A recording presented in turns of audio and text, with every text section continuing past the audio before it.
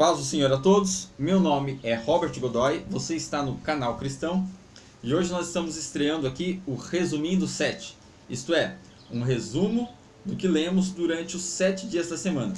Nós estamos lendo o Novo Testamento, começamos em Mateus domingo passado e pretendemos chegar até Apocalipse, até o final do ano. E hoje nós vamos fazer um comentário do que lemos de domingo passado até ontem, sábado. Bem, começando aqui com Mateus capítulo 1. Aqui em Mateus capítulo 1 fala da genealogia de Jesus Cristo e também fala aqui sobre a concepção e nascimento de Jesus, quando ali José, ao tomar conhecimento que Maria estava grávida, ele intentou deixá-la secretamente. Isto porque ele era um homem justo e não a queria infamar.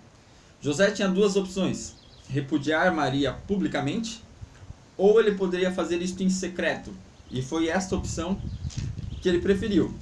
Amando Maria, mas não podendo compreender o que estava acontecendo, entendendo que ela o havia traído, José intenta deixá-la secretamente. Isto é, mesmo se sentindo traído, ele intentou não expor Maria. Isto é algo muito interessante que nós vemos aqui já no capítulo 1 de Mateus. Indo aqui para o capítulo 2, fala acerca do nascimento de Jesus, sobre a visita dos 6 magos, a fuga para o Egito, na verdade a visita dos magos do Oriente. Não falam nem sequer que esses magos eram reis, mas magos do Oriente. Fala sobre a fuga para o Egito, fala sobre Herodes matando as crianças, porque Herodes inquiriu dos magos onde ele deveria nascer, onde o Cristo deveria nascer, onde o rei dos judeus deveria nascer, e pediu para que os magos o avisassem quando o encontrasse, alegando Herodes que também iria adorar ao Cristo, mas na verdade com a intenção de matá-lo. Os magos então são avisados por Deus e não voltam para comunicar a Herodes onde estava o Cristo. Então Herodes ali, se vendo enganado e não querendo que Jesus vivesse, manda matar todas as crianças de 2 anos para baixo. Quer dizer, uma tentativa desde o início de matar a Jesus, uma tentativa de que o Messias não viesse a cumprir o seu ministério. Nós vamos aqui para o capítulo 3, nós vemos o ministério de João Batista, vemos os fariseus indo ter com ele para ser batizados, fariseus e saduceus, e ele respondendo: raça de víboras, quem vos ensinou a fugir da ira futura? Produzi, pois, frutos dignos de arrependimento. Embora os fariseus fossem do povo judeu, fossem ali aparentemente comprometidos com a fé, Deus não se dá pela aparência, mas a questão é, embora você tenha a linhagem de Abraão, o sangue de Abraão correndo nas veias, isso não importa muito. O que conta é a vida prática. Nenhum povo é povo de Deus por sangue. O povo de Deus é o povo que tem compromisso com ele, que tem uma aliança com o Deus de Abraão, e não aquele povo de sangue. Aí ele vai dizer, João Batista vai dizer: raça de víboras, produzi, pois, frutos dignos de arrependimento. Alguns pensam que o povo de Israel, por ser israelita, um israelita por ser israelita, ele já está com a salvação garantida. Isso não é verdade, e este texto já nos mostra isso. Vamos aqui para o capítulo 4, onde fala sobre a tentação de Jesus. E é interessante que, sobre todas as propostas que o diabo fez a Cristo, ele sempre refutava as propostas do diabo, começando com a frase: está escrito. O diabo disse: se tu és o filho de Deus, manda que essas pedras se tornem pães. E ele respondeu: está escrito, nem só de pão viverá o homem. O diabo também disse: se tu és o filho de Deus, lança-te daqui para baixo. Estava no alto da cidade santa e disse: se tu és o filho de Deus, lança-te daqui abaixo. E Jesus disse: está escrito, não tentarás ao Senhor teu Deus. Depois o diabo fez outra proposta e disse: tudo isso te darei, se prostrado me adorares. Mostrou a Jesus os reinos do mundo e falou que daria a Cristo. E Cristo respondeu: está escrito, ao Senhor teu Deus adorarás e somente a Ele servirás. É interessante que todas as respostas de Jesus começam sempre com está escrito, mostrando o valor da palavra e mostrando que a palavra é suficiente para repelir todo mal. Há aqueles que se baseiam em tradições, há aqueles que se baseiam em autoridade de homens, o chamado magistério. Nós não cremos que isto seja uma fonte segura de autoridade, porque o homem pode errar e a tradição contém muita mentira, muito folclore, mas a palavra, sim, esta é em doutrina inerrante, e nessa nós podemos confiar. E por isso Jesus exalta a palavra, sempre dizendo: está escrito e está escrito. Todas as respostas de Cristo para o diabo, para a tentação, foi sempre baseado no que está escrito. Quando vamos aqui para o capítulo 5, nós temos o Sermão do Monte, e aqui no Sermão do Monte Jesus diz uma coisa muito interessante. Versículo 17: não cuideis que vim abrogar a lei ou os profetas. Não vim abrogar, abolir, mas vim cumprir. E por que Jesus diz que veio cumprir a lei? Porque ele é o pleno cumprimento da lei. Ele é o cordeiro que havia de ser morto, não o cordeiro animal, mas ele é o verbo encarnado. Ele é o que o cordeiro representava. Ele é o descanso, ele é o nosso descanso sabático. A palavra sábado vem de Shabat. Shabat significa descanso, e ele disse: vinde a mim, vós que estáis cansados e sobrecarregados, e eu vos aliviarei. Todas aquelas figuras do Velho Testamento apontavam para Cristo. O sangue era sagrado, toda vez que se matasse um animal não poderia comer o sangue. Bem, mas o sangue sagrado de fato não é o sangue da galinha, não é o sangue do boi. O sangue sagrado de fato é o sangue de Cristo. E todos aqueles rituais apontavam para Cristo. O sangue sagrado é o sangue que foi vertido na cruz. Tudo isso era uma forma didática do povo de Israel aprender sobre o Messias. E Jesus é o cumprimento da lei. Ele cumpriu a lei, no sentido de tudo que estava profetizado, se cumpriu nele, se concretizou nele. Ele é o verbo encarnado, ele é a lei que se manifestou em pessoa, ali, o Cristo. Por isso ele é o cumprimento da lei. Quando vamos aqui para o capítulo 6, fala sobre repreensão à ostentação religiosa, instrução à oração, e fala sobre os tesouros no céu. Não ajunteis tesouros na terra, onde a traça e a ferrugem tudo consomem, e onde os ladrões minam e roubam, mas ajunteis tesouro no céu, onde nem a traça nem a ferrugem consome, e os ladrões não minam nem roubam. Porque onde estiver o vosso tesouro, aí estará também o vosso coração. Hoje existe a teologia da prosperidade, que ensina ao indivíduo que por meio de Cristo, por meio de Deus, o objetivo da sua vida é ficar rico, é adquirir bens. Ele nasceu para vencer, para conquistar. Bem, a nossa vitória é em Cristo, a nossa vitória é espiritual. Não que repudiamos aquilo que é material, mas esse não é o centro. E Cristo mostra isso nesse texto. Não ajunteis tesouro na terra, onde a traça e a ferrugem tudo consome, mas ajunteis tesouros no céu. E por quê? Onde estiver o vosso tesouro, aí estará também o vosso coração. Quanto mais bens e mais tesouros nessa terra você acumula, mais preocupado você fica e mais distração você tem. Você não se preocupa com as coisas de Deus, nem com as coisas espirituais, mas você tem muita coisa para vigiar, muita coisa para controlar, muitos bens para ver se não tem ninguém roubando. Então Cristo diz: onde estiver o vosso tesouro, aí estará também o vosso coração. Coloque seu tesouro em Deus, coloque seu tesouro no céu.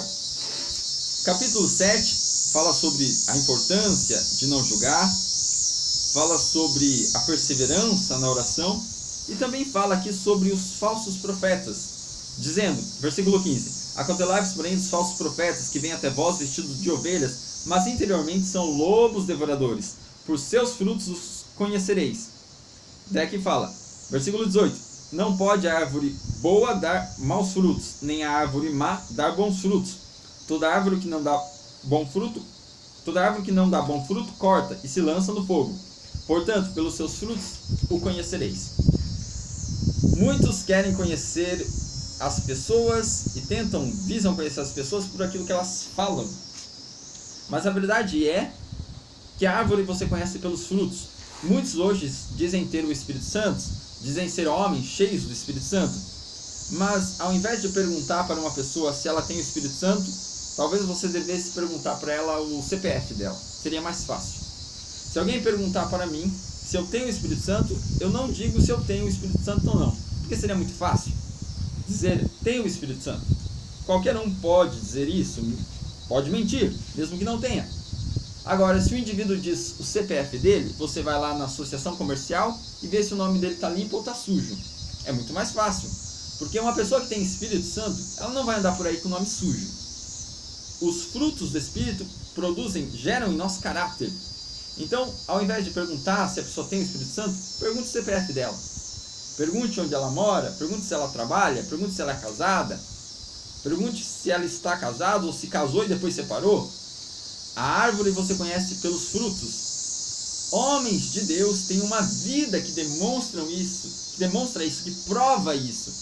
Então muitos pulam, muitos riem, muitos choram, muitos fazem cambalhotas, de muitas formas e maneiras, mas o que vai mostrar se uma pessoa tem o Espírito Santo é a vida dela.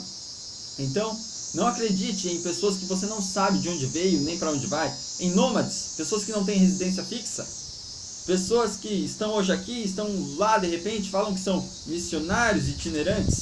Você não sabe de onde veio nem para onde vai, você não sabe como é a vida dessa pessoa, e eles fazem obra somente onde já tem obra feita, e vivem de coisas religiosas, vendem utensílios.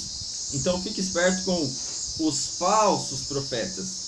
Pessoas que têm o Espírito Santo têm residência fixa, pessoas que têm o Espírito Santo trabalham, pessoas que têm o Espírito Santo respeitam os mandamentos de Deus. Então é mais fácil perguntar estas coisas, porque pelo fruto você conhece a árvore. Contra fatos não há argumento.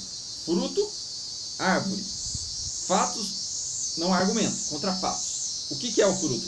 O fato da árvore. Então fique sempre atento a isso.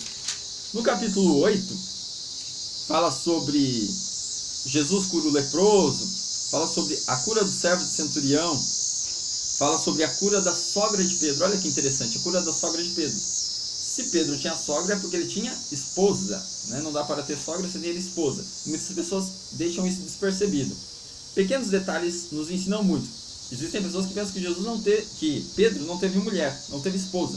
Mas aqui, se Jesus curou a sogra de Pedro, é porque ele tinha esposa. Capítulo 9 fala também da cura de um paralítico, fala sobre a vocação de Mateus, fala que Jesus responde os fariseus e fala a parábola do remendo, a parábola dos odres, fala também sobre a filha de Jairo. Olha que interessante. Jairo tinha uma filha que estava morrendo. Essa menina tinha cerca de 12 anos. E ele foi até Jesus pedir para que Jesus a curasse, a salvasse. E de repente, chega ali uma mulher que 12 anos padecia de um fluxo de sangue. A filha de Jairo tinha 12 anos. Aquela mulher, há 12 anos, sofria de um fluxo de sangue. E é interessante que as duas histórias são semelhantes. Uma tinha 12 anos, a outra há 12 anos padecia, sofria de um fluxo. Mas aquela menina não foi até Jesus, porque ela não podia. Mas a mulher, que há 12 anos sofria, foi até Cristo. Então, uma tem 12 anos de vida, a outra tem 12 anos de sofrimento. Uma é Jesus que está indo até ela, outra é ela que vai até Jesus. E essa mulher do fluxo de sangue corta a fila, entra na frente de Jairo ali. Jesus estava indo para a casa de Jairo. Essa mulher entra, corta a fila, toca em Jesus. Jesus para, pergunta quem me tocou, e ela se apresenta, diz que foi ela, e Jesus fala: vai, a tua fé te salvou. Jesus cura aquela mulher, e também, antes que ele pudesse chegar na casa de Jairo, alguém chega e traz a notícia: olha, sua filha morreu. Ela que estava quase morta, agora morreu. No Evangelho de Mateus não fala isso claramente, mas no Evangelho de Lucas traz maiores detalhes. Então, alguém chega e fala: sua filha morreu. Jesus diz para Jairo: não temas, crê somente, vai e ressuscita a menina. Isso é muito interessante porque é a história tanto de alguém que luta para obter uma cura, quanto de alguém que, mesmo depois de estar morta, foi ressuscitado, mostrando o poder de Deus e mostrando também a importância de você correr atrás daquilo que você almeja alcançar, tendo fé em Cristo. Bom, no capítulo 10 fala aqui sobre Jesus envia os seus 12 apóstolos, fala também o custo, né, e as compensações do discipulado. Um dos custos do discipulado é: quem ama o pai ou a mãe mais do que a mim não é digno de mim, e quem ama o filho ou a filha mais do que a mim não é digno de mim, e quem não toma a sua cruz e não segue após mim não é digno de mim. Quem achar a sua vida, perdê-la-á, e quem perder a sua vida por amor de mim, acha-la. Ou seja, Jesus cobra amor total, o amor que devemos colocar em Cristo deve ser maior do que todas as coisas. E ele fala, quem ama o pai ou a mãe mais do que a mim não é digno de mim. Cristo deve estar em primeiro lugar. De todas as coisas, Cristo deve estar em primeiro lugar. É isso que fala aqui no capítulo 10. No capítulo 11, fala sobre o testemunho sobre João Batista. Jesus dá testemunho sobre João Batista. E é interessante que, em certo momento, João Batista, mesmo depois de ter batizado Jesus, ficou meio em dúvida. Ele era homem. E ele pensou, será que de fato ele é o Messias? E João Batista manda os seus discípulos irem até Jesus para perguntar se ele era o Cristo ou se eles deveriam esperar outro. Aí Jesus responde. E Jesus respondendo disse-lhes, ide e anunciai João as coisas que ouvis e as que vedes. Os cegos vêm e os coxos andam, os leprosos são limpos e os surdos ouvem, os mortos são ressuscitados e aos pobres é anunciado o Evangelho. Jesus, em vez de dizer, eu sou o Messias, diga para João Batista que de fato eu sou o Messias, Jesus não diz que ele é o Messias. Ele simplesmente cura, faz obras, faz milagres e fala aos discípulos de João. João está em dúvida? Diz para ele o que vocês estão vendo. Não diga para ele que eu sou o Messias. Diga as coisas que vocês estão vendo. Simples assim. Os fatos falam por si. Diga o que vocês estão vendo. E é o que de fato conta. Capítulo 12 fala sobre Jesus como Senhor do sábado. Fala que Jesus fez cura no sábado. Fala de muitas curas. E fala também de um momento onde Jesus começa a criticar os religiosos da época. Criticar os líderes religiosos. Jesus faz um discurso e os seus discípulos ficam sempre preocupados com a forma como Jesus fala aos líderes. Mas aqui também fala sobre o sinal do profeta Jonas. E o profeta Jonas foi alguém que ficou 3 dias e 3 noites no ventre do grande peixe. E Jesus disse que nenhum sinal seria dado para essa geração, aquela geração daquela época, a não ser o sinal do profeta Jonas. Jonas ficou 3 dias e 3 noites no ventre do grande peixe. E Jesus morreu e ficou 3 dias e 3 noites no seio da terra. A história de Jonas foi um representativo do que aconteceria com Cristo. E os fariseus, os saduceus, os escribas viviam pedindo sinal a Jesus. E ele disse, nenhum sinal vos será dado, a não ser o sinal do profeta Jonas. No capítulo 13, fala sobre a parábola do semeador, fala sobre a parábola do joio e do trigo, fala sobre a parábola do grão de mostarda, a parábola do fermento, e fala também sobre a parábola da pérola de grande valor, ensinando para nós que Jesus Cristo é como se fosse uma pérola de grande valor. Todo aquele que tem essa pérola, faça de tudo possível para adquiri-la. Todo aquele que encontrou essa pérola, nem que tenha que vender tudo que for preciso, venda, mas adquira essa pérola de grande valor.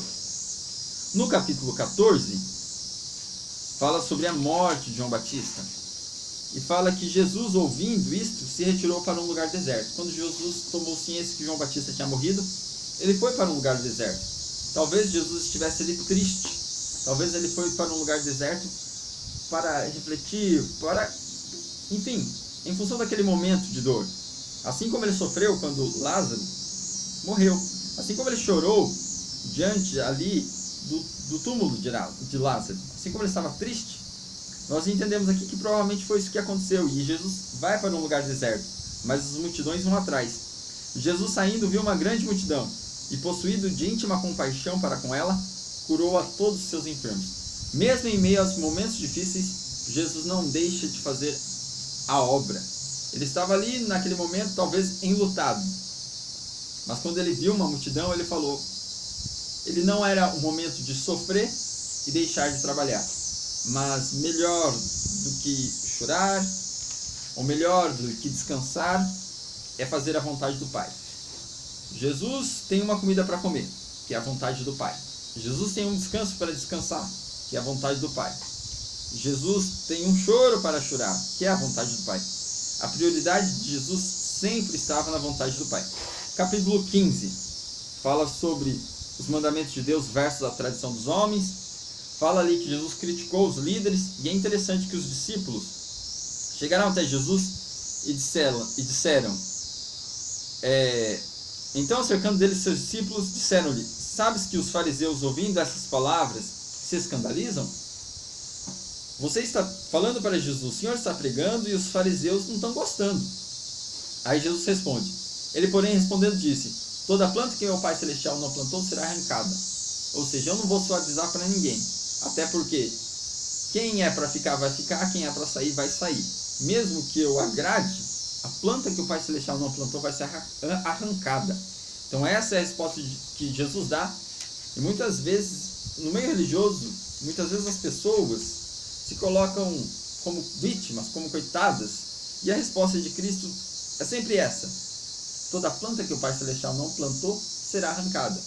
Ou seja, nós temos que de fato lutar, nos esforçar nesse reino e não nos fazermos de coitados.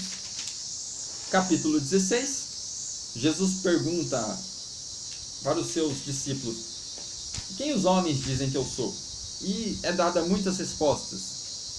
E entre essas respostas, Jesus pergunta: e vós, quem dizeis que eu sou? Aí Simão Pedro respondendo disse: tu és o Cristo, o Filho do Deus vivo. Aí Jesus vai dizer: bem-aventurado és tu, Simão Barjonas, porque não te revelou carne e o sangue, mas meu Pai que está no céu. Pois eu também te digo que tu és Pedro, e sobre esta pedra edificarei a minha igreja, as portas do inferno não prevalecerão contra ela. Tu és Pedro. Pedro vem de Petros, que significa pedregulho. Sobre esta pedra, a palavra pedra vem de Petra, rocha. Jesus disse: tu és Pedro, pedregulho, mas sobre esta pedra, ele estava falando daquela revelação, que ele era o Filho de Deus. Sobre esta pedra, edificarei a minha igreja, e as portas do inferno não prevalecerão sobre ela.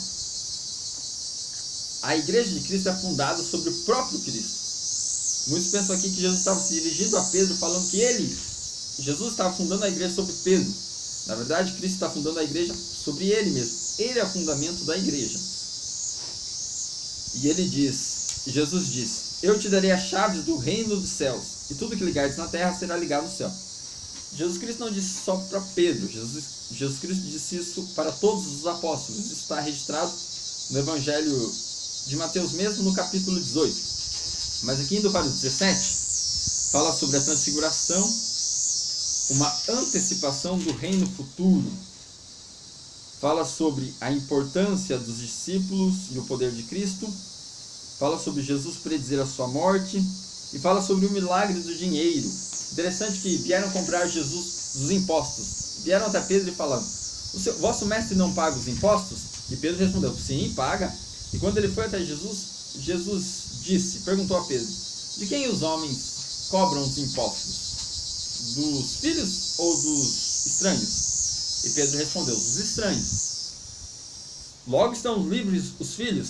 Jesus disse: mas, porém, para não escandalizarmos, pega um peixe, dentro desse peixe vai ter uma moeda, e paga o imposto, por mim e por ti. Bem, por que Jesus disse isso? Porque aquele imposto não era um imposto romano, mas era um imposto do templo. E Jesus é o Filho de Deus, é o próprio Deus. Ele não tem que pagar o imposto do templo, porque ele é o Deus do templo. Mas mesmo assim, ele pagou. Isso é muito interessante, para não causar escândalo. Quando vamos aqui no capítulo 18, versículo 15 em diante, fala sobre quando o irmão pecar contra você, você deve ir até ele só, explicar toda a situação. Mas se ele não quiser te ouvir, você pega 2 testemunhas. Vai, explica a situação. Se ele não quiser ouvir a testemunha, você deve falar à igreja. Comunicar à igreja. A igreja deve falar com este irmão, mas se ele não quiser ouvir a igreja, considerar este irmão como publicano e gentil. Daí, o versículo 18 diz: em verdade vos digo que tudo que ligardes na terra será ligado no céu, e tudo que desligardes na terra será desligado no céu. E também vos digo, se 2 de vós concordares na terra acerca de qualquer coisa que pedirem, isso lhes será feito por meu Pai que está no céu. Aqui Jesus Cristo está falando da igreja. A igreja pode ligar e desligar. Porque onde estiverem 2 ou 3 reunidos em meu nome, aí eu estou no meio deles. Não está falando de Pedro, de João, de Tiago, mas 2 ou 3. Onde tem 2 ou 3 em nome de Cristo, se esses 2 ou 3 ligarem, se esses 2 ou 3 desligarem, estará ligado e estará desligado. Isto é a autoridade que Jesus dá para a igreja, não para os apóstolos somente, não para só uma pessoa, mas para a igreja. Capítulo 19 fala sobre Jesus abençoar as crianças. O jovem rico perguntou a Jesus: o que farei de bom? Bom mestre, o que farei de bom para herdar a vida? Aí Jesus disse para ele: sabe os mandamentos? Dele sei. Aí Jesus disse: então vai, vende tudo que tem, visto que você já sabe, já obedece, vai, vende tudo que tem e dá aos pobres. Aquele jovem, ouvindo isso, virou as costas e foi embora, porque ele era muito rico, ele possuía muitas propriedades, então ele achava muito difícil ter que largar tudo. Só que é interessante que a Bíblia não diz que ele falou uma só palavra. A Bíblia não diz que ele disse para Jesus: não vou fazer isso. A Bíblia diz que ele não diz que ele disse: não aceito isso. Diz apenas que ele virou as costas e foi embora. Toda vez que você ouve o Evangelho, você dá uma resposta. Ainda que você diga sim, você pode dizer sim, você pode dizer não. Ou você pode não dizer sim e não dizer não. De qualquer jeito, você já deu uma resposta. Mesmo sem palavras, você já deu resposta. As suas atitudes já respondem. Quando você ouve a palavra de Deus, você ouve o Evangelho, a resposta já está dada. Portanto, quando alguém prega o Evangelho, essa pessoa também está te ligando ou te desligando. Porque ao pregar o Evangelho, você automaticamente vai ter que dar uma resposta. E mesmo se você não fizer nada, você já está dando uma resposta. E você, a partir do momento que ouve o Evangelho, você está sendo ligado ou desligado. O Evangelho tem esse poder. Uma vez pregado, ele liga e ele desliga. Portanto, nós, como diz o apóstolo Paulo, somos o cheiro de Cristo. Para os que creem, cheiro de salvação, cheiro de vida para a vida. E para os que não creem, não obedecem, cheiro de morte para a morte. Ao ouvir o Evangelho, você se torna um ligado ou um desligado. Capítulo 20 fala sobre a parábola dos trabalhadores na vinha. Fala o pedido da mãe dos filhos de Zebedeu. A mãe dos filhos de Zebedeu pediu: ó Senhor Jesus, permita que este meu filho, um sente à tua direita e outro à tua esquerda. E os apóstolos ouviram isso e se indignaram. Nossa, mas que absurdo, pedir para que se sentar ao lado direito e ao lado esquerdo de Jesus. Eles pensam que são o quê? Querem toda essa autoridade. Bom, isso no meio religioso hoje isso é muito comum. Você vai às denominações e você percebe que existem as cadeiras da assembleia, das pessoas normais, geralmente cadeiras de plástico ou banco normal. Você olha para o chamado altar, que na verdade é uma plataforma. Você olha para aquela plataforma, você vê cadeiras não iguais às da assembleia, mas você já vê cadeiras de madeira, que é diferente das cadeiras que está todo mundo assentado. E dentre essas cadeiras, às vezes a que está mais perto do pastor já é um pouco diferente das outras. E a do pastor, a do líder, do bispo, do apóstolo, parece um trono, é maior do que a de todo mundo. Na verdade, o que existe no meio religioso é mais ou menos um circo. O circo ele precisa de cores, ele precisa de luz, lona de circo é colorida e tem aquelas luzes. Alguns circos pagam aviões de pequeno porte, ultraleve, para ficar voando sobre a cidade, anunciando que o circo chegou. O palhaço é muito bem colorido. As religiões são assim, elas têm lá púlpito, elas têm lá cadeiras, bancos, e isso para eles, brasões, logotipos, isso para eles é muito importante, porque é o que dá cara de igreja. Bem, a igreja verdadeira não é isso. Não é banco, não é cadeira, não é cadeiras diferentes para posições diferentes. Aqui está o evangelista, aqui está o presbítero e a cadeira maior é para o pastor. Não, nada disso. Isso é circo. A igreja são pessoas e pessoas comuns e pessoas simples e pessoas que lavam os pés. Isso é igreja. Jesus disse, ouvindo esse pedido da mãe dos filhos de Zebedeu, ele falou assim: sabe por que eles são assim? Porque os gentios dominam sobre eles. E porque eles têm essa visão. Sendo dominados pelos gentios, foi isso que eles aprenderam. Só isso que eles podiam aprender. Mas entre vocês não será assim. Mas o maior seja o que vos serve. Portanto, não tem essa diferença. O nosso objetivo não é sentar numa cadeira grande, numa cadeira do meio, que parece um troninho. Mas o nosso objetivo é viver o Evangelho. O Evangelho é serviço. Capítulo 21 fala sobre a apresentação pública do rei. Fala sobre Jesus expulsar os mercadores do templo. Jesus chega no templo e está todo mundo vendendo muitas coisas ali dentro. É interessante Jesus vira as mesas, espalha as moedas e disse: a minha casa será chamada casa de oração, mas vocês têm transformado ela em covil de ladrões. Bem, isso é um pouco diferente do que acontece hoje. Um pouco diferente. Hoje as pessoas vendem não igualzinho como vendiam naquela época. Às vezes vende até para arrecadar dinheiro para a denominação e tudo mais, com intenções boas, mas acaba sendo comércio do mesmo jeito. E muitas vezes tem lá, vende cachorro-quente, vende sorvete, vende feijoada, vende pizza, vende tudo. Vende almas e corpos de homens, vende tudo. E isso torna a igreja um espaço de vendas. Mas aqui, este princípio diz que a igreja, o local onde o povo se congrega, a igreja são as pessoas, mas o local ali onde a congregação se une, existe ali a congregação, deve ser um local preservado. A minha casa será chamada casa de oração. De repente tem ali uma criança que ao sair da igreja, os seus pais estão desempregados, o pai está desempregado e está vendendo cachorro-quente, bolo, pirulito, bala, qualquer coisa. E a criança começa a pedir, o pai já fica constrangido, ele acabou de ouvir uma palavra, mas a criança começa a chorar, no final do culto ele sai dali sem graça, sai dali constrangido, já fica sem paz. A igreja não é um lugar de venda, não pode ser um espaço para vendas. A igreja, o templo onde as pessoas se reúnem e o momento onde a igreja está ali deve ser um momento de oração, de comunhão. A minha casa será chamada casa de oração. Não há espaço para vendas, mas ignoram isso e a coisa segue. Continuando aqui no capítulo 22, o último capítulo que lemos semana passada, terminamos de ler ontem. O capítulo 22 fala sobre a parábola das bodas, a resposta de Jesus aos herodianos, fala também sobre o maior dos mandamentos. Jesus foi perguntado: qual é o maior mandamento da lei? Aí Jesus respondeu: amarás o Senhor teu Deus de todo o teu coração, de toda a tua alma, de todo o teu entendimento. Este é o primeiro e o grande mandamento. E o segundo semelhante a este é: amarás o teu próximo como a ti mesmo. Ou seja, o mandamento vertical, a relação do homem com Deus, amarás o Senhor teu Deus sobre todas as coisas, amarás o Senhor teu Deus de todo o teu entendimento, de toda a tua alma, de todo o teu coração. E o segundo, horizontal, homem para com homem, amarás o teu próximo como a ti mesmo, ser humano para com ser humano. Então, os mandamentos de Deus, eles são divididos em vertical e horizontal. Mandamento: não matarás, não roubarás, não adulterarás, é a relação do homem para com o seu próximo. Agora, quando fala: não tomarás o nome do Senhor teu Deus em vão, não terás outros deuses diante de mim, não farás para ti imagem de escultura, é a fidelidade do homem para com Deus. Então Jesus disse, desses dois mandamentos, a relação de Deus, a relação do homem com Deus e a relação do homem com outro homem, depende de toda a lei e os profetas. Isso é um resumo da lei e dos profetas. Bom, aqui foi o nosso resumo do que lemos aí durante a semana. Resumindo 7, é o resumo da leitura que fizemos nos 7 dias da semana.